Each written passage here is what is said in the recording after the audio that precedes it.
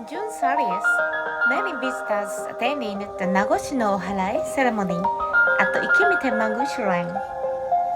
Participants purified their bodies and minds by passing through a large ring called the Chienova, praying for good health. On this day, Imayo, a type of dance popular during the Heian period, was performed as an offering in the main shrine. Hello everyone. We are very happy to be able to join and dedicate with everyone today. 私たちは日本今用歌部活会です。今用と言いますのは、平安時代に庶民一切を題に今日の気持ちを、この日一味天満宮でのこの午後のひとときの思いをちょっと今用に作ってみていただけたらと思います。後ほどこちらに色紙の方もご用意させていただいておりますので、我こそはという方はですね、考えた今用を色紙に書いていただけましたら、私どもが即興で前をつけさせていただきたいと思います。Imayo involves creating songs based on given themes like Hydrangea in 7 to 5 syllable patterns accompanied by dance. A song made by students from a Japanese language school was selected and an impromptu dance was performed.